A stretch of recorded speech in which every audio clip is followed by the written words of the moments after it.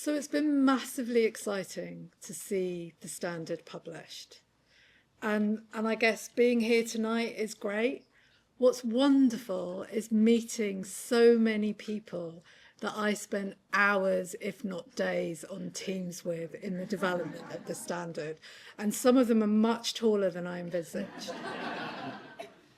When BSI first approached me about this standard, I was a bit like, don't they do widgets? And then I realised for the first time that they were the reason that I had seen so many changes about menopause, both in the university and the NHS where I work. And I guess it's really understanding that the impacts of these standards, you know, you might not always be able to link it back to the standard, but it really makes a difference. And once I realised that, I just thought, what a difference this could make in suicide prevention across workplaces and beyond, because workplaces sit in communities. So, you know, for many of us who sat on those panels, those 3 panels, we get called in when there's a crisis, when something's happened and people really want to do something.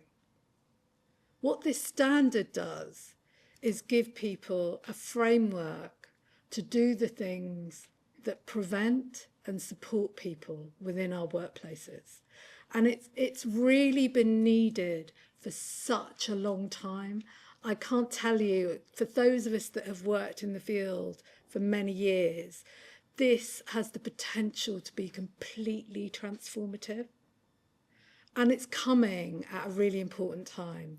You know, there's some recent research, it's called the Adult Psychiatric Morbidity Survey, has been published. I was involved, Alex Pittman, who was also on the drafting panel, was involved. What this tells us is that year on year, we're seeing increases in suicide thoughts of suicide and suicide attempts. And those things are really common. People don't always realise the scale of this problem. And we really need to be able to support people in the places that they are, instead of trying to always encourage them that they have to seek help. We need to have those systems in place. So what's in the standard? So we open with myths. We talk about, you know, that idea that if you talk to someone or ask someone about suicide, you're planting the idea. That suicide and people affected by suicide, it only happens in certain groups. That if someone's made a decision, it's inevitable. These are all myths. But the reason these myths are important is because they stop people taking action and responding.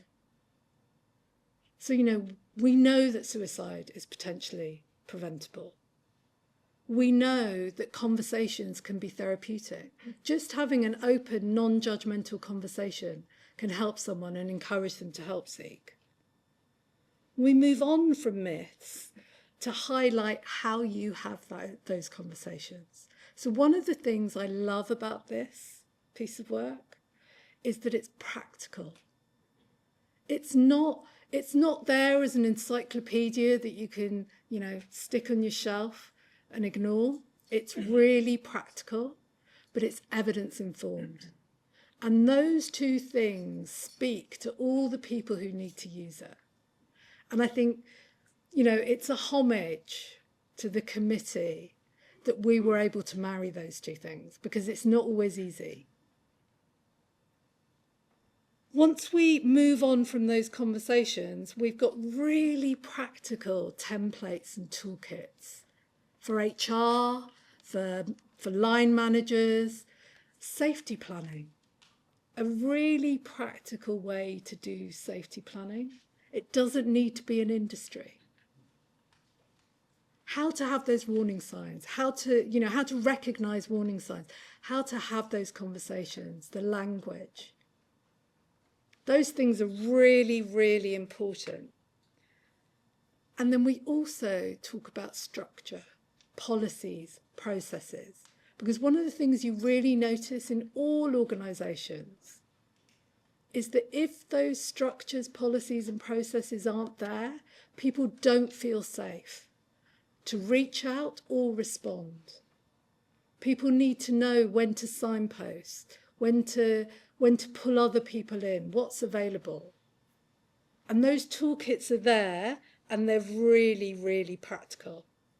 And then the other thing that's really important, we talk about leadership, named leaders. You know, you need people to be focusing around suicide at every level of an organisation. It's everybody's business. And in order to do that, you need training. And the thing about training is different sorts of training works for different people. We all know that there are lots of providers of that training. Many of them are in this room. We took the position of we haven't said what training you should have.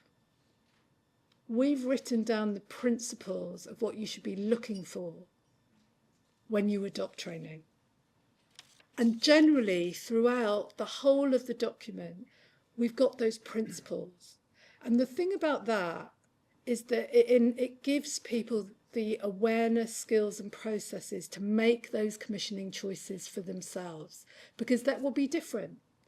Because the other strength of this standard is that it's for every organisation. We recognise that one size doesn't fit all. From small to large, those principles can apply and be adapted. And what this standard does is it has the potential, if we get this implementation right, we've had an amazing start. If we get the implementation right, we move from being reactive to proactive, to prevention, to support, to all those processes. And the benefits are huge in terms of support for people, support for people who are experiencing suicide and self-harm, for thoughts of people, support for people who are bereaved, support for people who are responding. So this standard was shaped through an amazing set of collaborators from every walk of life. That's not easy, because we all came with different ideas, with different ways of working. We had to merge, we had to do that, like, you know, they call it forming storming, don't they, in NAF management speak. We had to do that. We had to find ways of working. But I think the quality of this standard is absolutely reflected by the fact that we had challenge. We had different voices. We had lived experience at its core. And then, amazingly, and it was amazing, we reached consensus. And that is where we landed. So I guess for me, I think, you know, this launch, everything that's happened since it was published is amazing.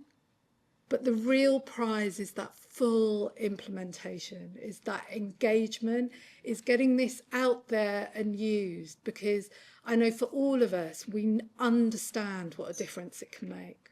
So thank you.